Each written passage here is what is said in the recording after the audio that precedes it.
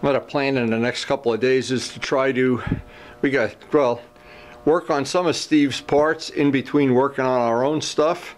And Steve has gone to buy more white paint, which I'm sure we're going to need the next time he stops over here. But what we realized from working on these parts yesterday was they needed a lot more work than I thought.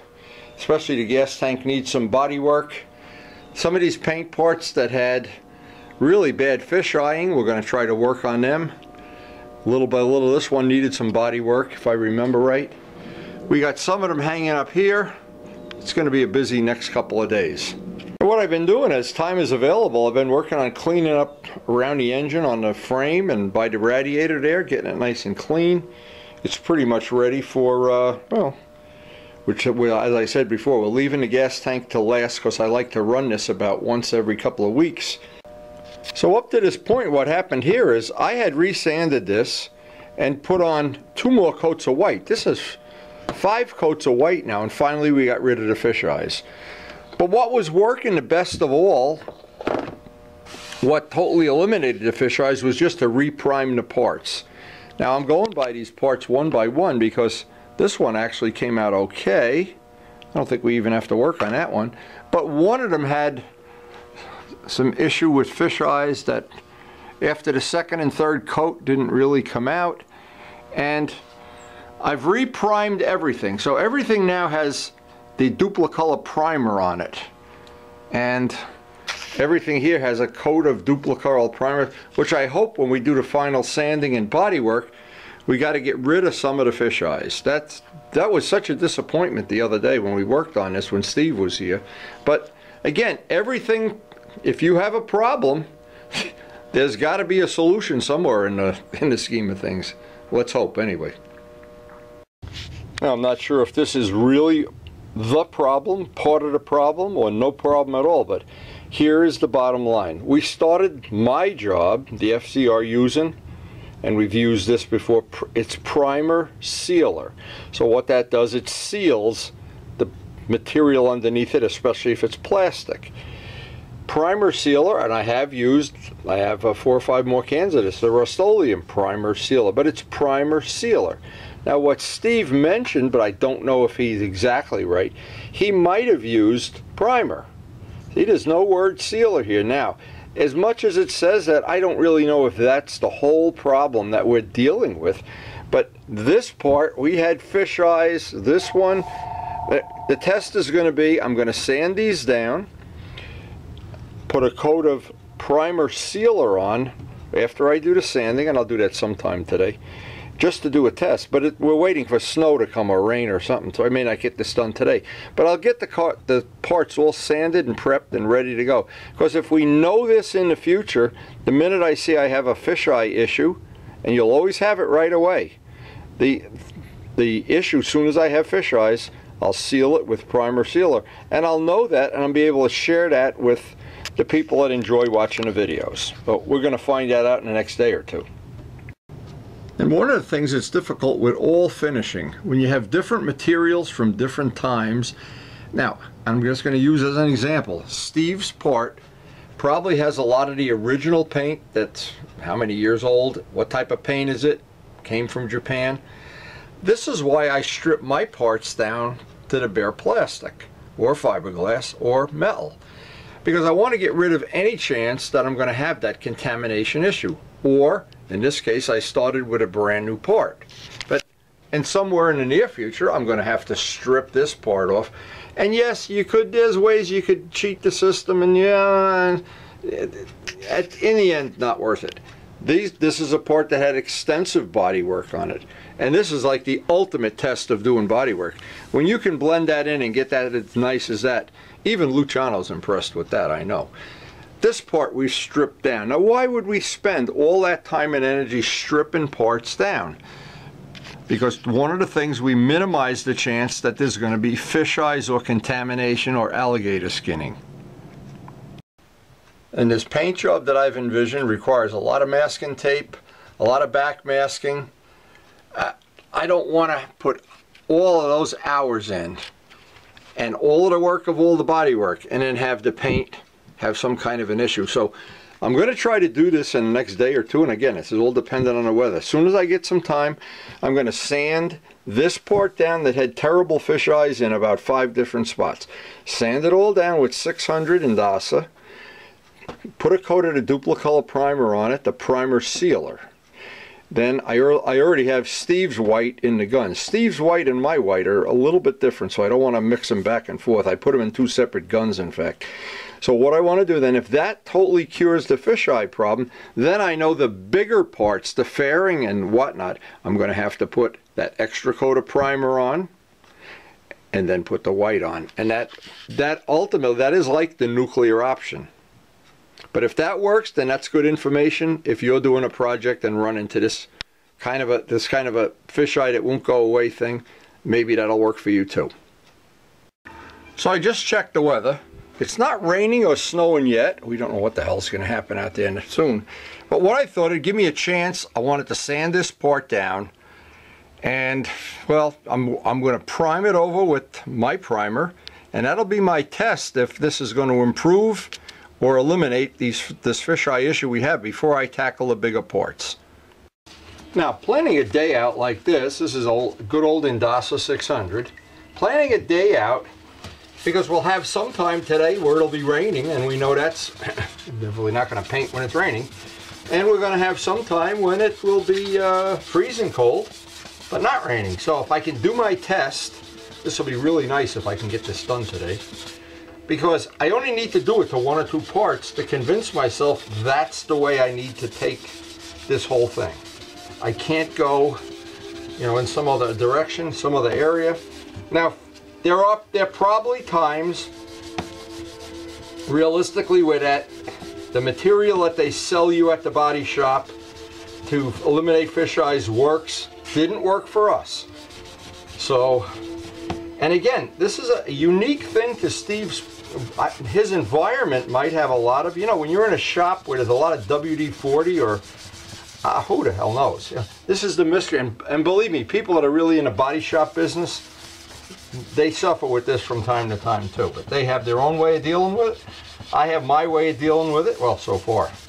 We're going to find out. We're going to find out very soon. Once I etch this whole part, I'm going to run outside and prime it and see if I have any fisheyes.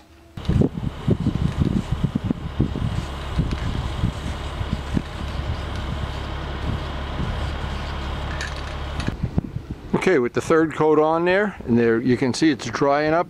Not a single fisheye in the whole part. So the other part that had a lot fewer fisheyes, and this is the coat of primer. I put my primer on this yesterday, so it's been drying for a day. So now the trick will be if I can put some white on this and not see a single fisheye in the white, I will declare victory. But those big fairing parts, they're going to require hours and hours of sanding, but I want to know ahead of time by doing the smaller parts first that I'm on the winning team. I'm not going to be doing all that work and then go out after 3 hours of sanding. I'm going to have more fisheyes to deal with. Now, the last step, of course, with these is to do all the edges, all the fine tuning. And I try to treat each part individually. I mean, a lot of people, what they do when they do a paint job, they do everything up to primer, then everything up to white, and then everything, you know, and what happens is advantages to doing that way.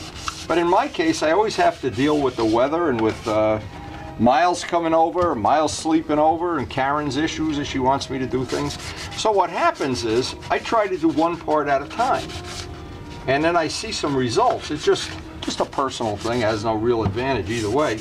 But that fisheye thing, that has plagued me in the past.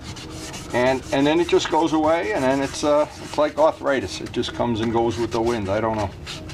You know, and Steve has primed it. It looks like his primer might have gone on too dry, or what you would think it looked like 80 grit sandpaper, and it did. So it may be that this is going to need another coat, but I'm not going to take any chance. I'm going to put another coat of my primer on there. And actually, this is working to our advantage, because every time you put paint on and sand it off with, especially with that Indasa 600, you get a nicer finish on the whole part.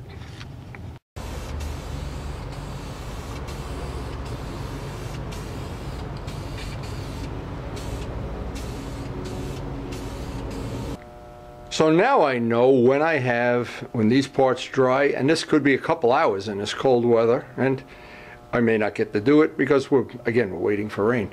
But what I wanted to do, I wanted to get the white on. You know, if I have to let them dry overnight, they'll have to dry overnight because we have Miles sleeping over tonight, so, and Karen will die if I put any, she'll not be happy if I stink up the house.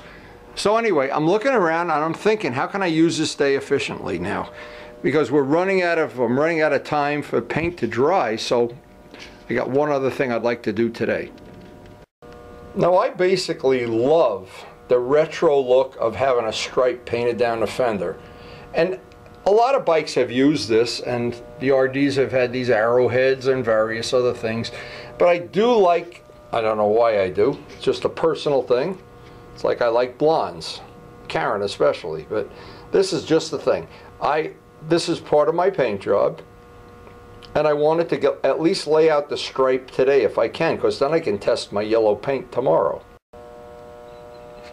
Now, having that stripe going right down the fairing when you don't have a headlight, to me, that's kind of what I'm looking for with the FZR too. And because I like it so much, a GS really doesn't have that stripe on the fender, but I liked it. Just wanted a little, no, it's personal. Now I've noticed from laying out the West Cooley job, you can change the whole look at a job by making a stripe wider, narrower, whatever, putting extra stripes along the edge. A lot of the Yamahas of the classic era that had these ladder paint jobs had a white fender with a red stripe down, or a red, and always a stripe going down the middle of the tank on those big 6-gallon tanks. So I have the fender all ready in white. It's been drying a couple of days, which is to my advantage, and I have brand new tape. So this would be a great time to do a little test and see what's going to look like on our FZR. Meantime, that'll just give Steve's parts a little extra time to dry. And he's still got to buy the white paint. The rest of it, when we decided we're going to do these extra coats of paint, it means probably 3-4 extra coats of primer, 3-4 cans of paint, and another pint of paint. So what I did when I bought the FZR paint, I bought a quart because I know I'll want touch-up paint. You scratch it, or you want to paint various accessories or whatever. So I always think it's better to buy the quart.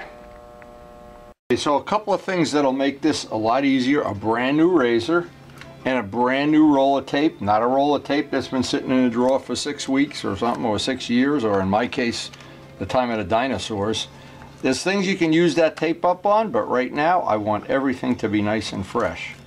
And all of these blue line tapes, they leave a nice edge. That's you pay a lot of money for the tape, but the edge is really nice. Now the first thing is, this is going to establish, when I want to lay this out, I want to establish a center line.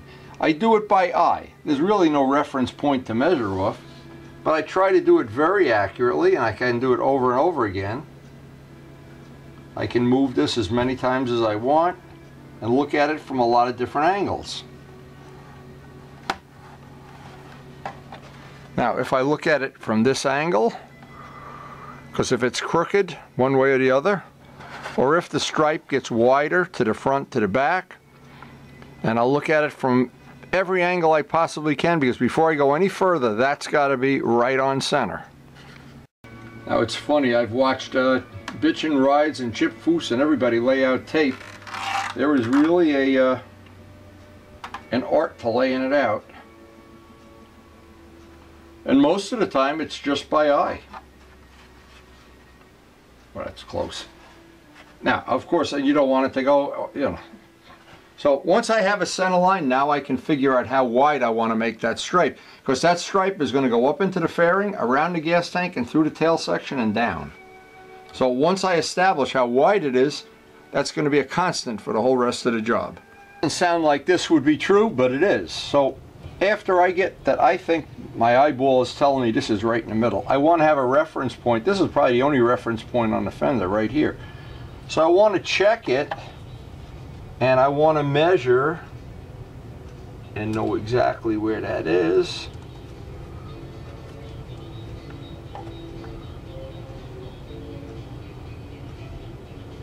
and it's within a 64th of an inch, so I'm really happy. Now if you don't happen to have a T-square, an alternative way to do this is to take a piece of paper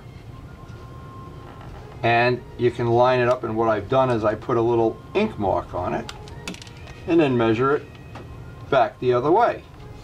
But if you, and let me just say a third way, because from laying out model plane paint jobs, I know this is the dimension. So I can reference it this way. I can reference it. I'm pretty much right on the money. Chip Foose would be impressed. Okay, so now I need to figure out, I know I've divided this fender right in half.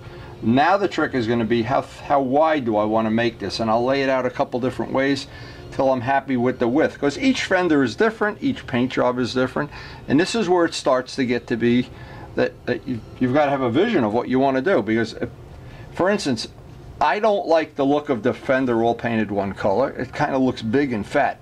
Putting a stripe down, it looks narrow and a little more like the bikes of that era that really weren't that wide. Here's the trick that I use, and it's worked well for me. By the way, I bought brand new towels. From this point on, I don't want to have any towels with CA or Bondo or anything in them. These towels at Walmart are $2.94 each. So you can afford to be a big spender. Walmart.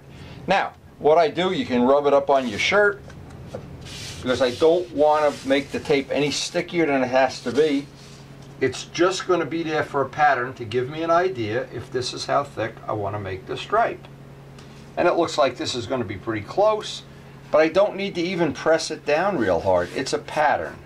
So when I do this, this is just going to show me where I can put the edge stripe, because this is going to be a multiple edge stripe, which I have on, well, all the other bikes.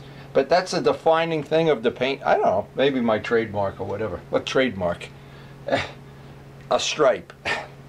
I don't know. But anyway, beside the point.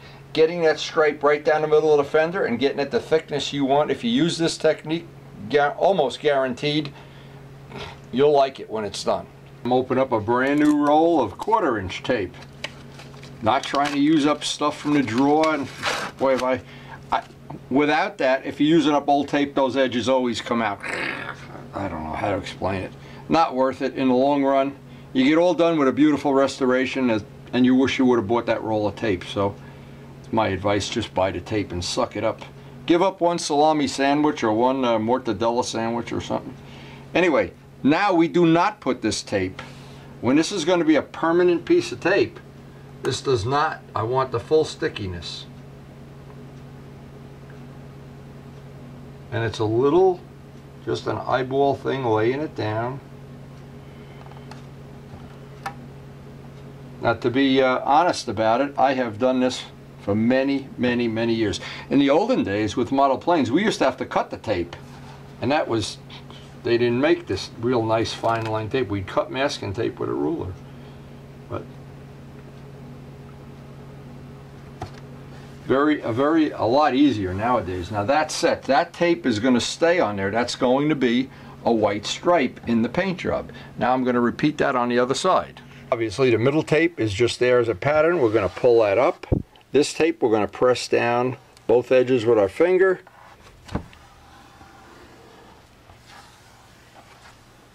And now I can lay out the 2 1/8 inch stripes. This will be black. This will be a white stripe. There'll be an 1/8 inch black and an 1/8 inch white. And that'll from that point on, it will, oh, something just fell down. The fairing just fell over. In just in case I never showed this to anybody that hasn't been to the shop, I do have a drawer of old tape. And I'll bet there's 50 rolls of tape in there. And even if you keep them in a sandwich bag, they're not as good as having fresh rolls of tape to work with, that's for sure. After picking up the fairing, here's what I was trying to explain. This piece of tape is just a pattern piece. A pattern piece is coming out. Now I'm going to lay the part that's going to stay on the fender. Okay, so now we have this side done, and we just removed the pattern tape, and that's going to give us our black, white, black, white. Very similar to the RD, which I'm in love with that RD paint job. And I really took the extra time to have Gavin's get me that exact color that was in my mind's eye. It can't be school bus and it can't be a lemon. Boy, and in between, it is not as easy as you think. Now I'll do the same thing on this off camera and then we'll be able to pull the middle tape out. Now what I did is what I do many times, and I do it in an ongoing way. I went out to the garage with this fender, held it next to the RD.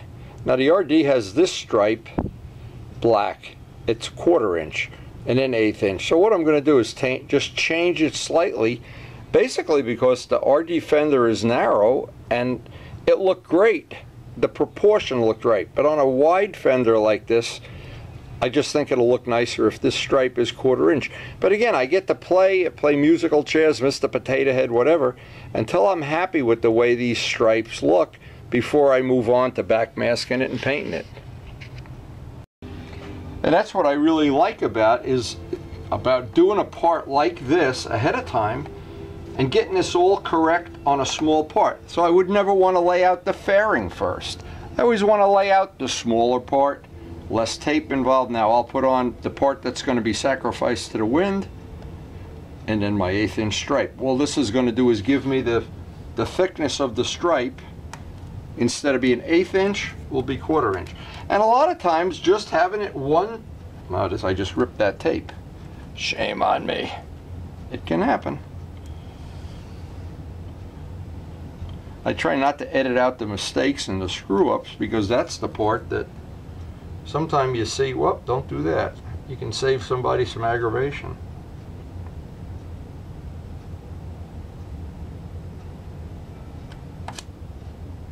Boy, when I think about it, I have laid out a lot of rolls of tape in my lifetime. Wow. Chip Foose would be impressed. Or somebody would, I don't know who. Karen will be impressed. Okay, so that gives me that stripe. It's just a pattern anyway. Now I can lay out, and of course the thing I don't like is having all the stripes the same thickness. So I could even go back before I actually paint this, look at it, take it out to the garage, see if it matches what my vision for this paint job should be. Because so many parts of this paint job are critical. Those white bars on the side are critical. And having looked at all the people on that are on these photo sites and seen what I like and don't like, a lot of times you're one stripe away from having it wrong, or having it that you could have made it even a little nicer. And I'm just very fussy about this stuff. Okay, so now when I pull this piece out, get that down there. Now I can go out to the garage and look and see if I like it better with a 1/4. And if I don't, I can come back in and change it again.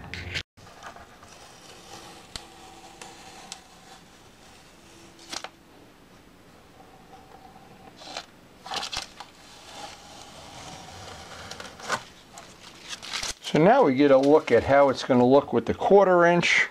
I think I like the 1/4 inch bars a little bit better. Once I'm happy, I can tuck these ends in, press them down. Press these down permanently. Get out some tin foil and back mask this off. It looks like that took 10 minutes. It didn't. Now, I always like to give credit to people that have taught me things over the years.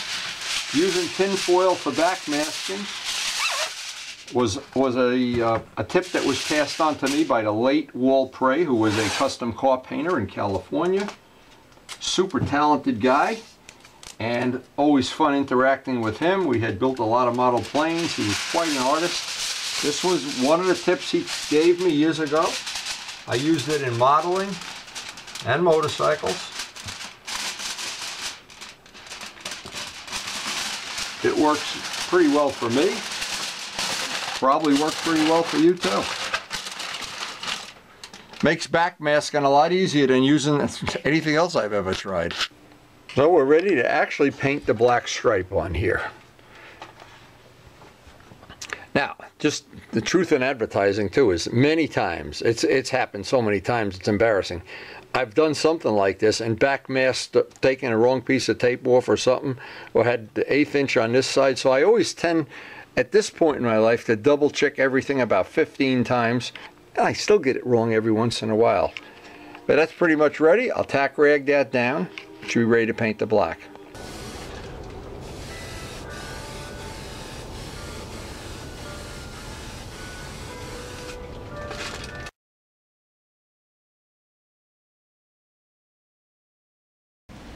Well, we didn't even get to the end of the day and we're already in the middle of a big snowstorm.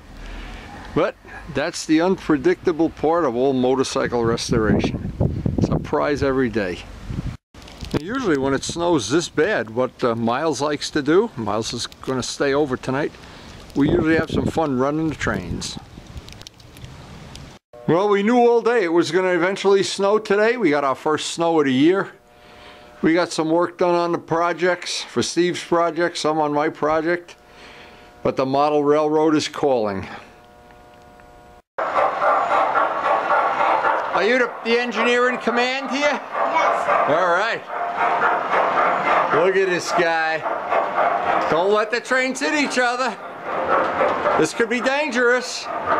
We could have a problem. Uh-oh, they're going at each other. Here we are. I see a crash. Ah! No, just kidding.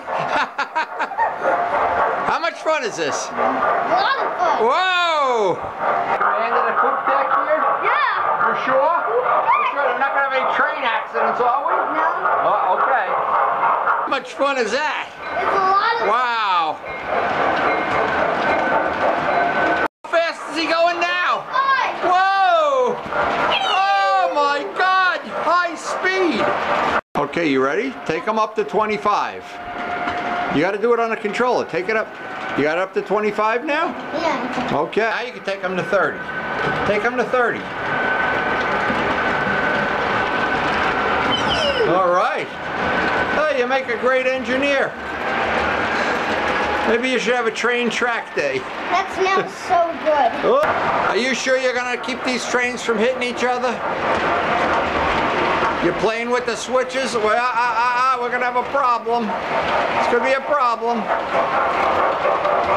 What are you going to do with a flashlight? Hey, we can do it with the lights out. You want to do it with the lights out? How is that? Try to see everything. Wow.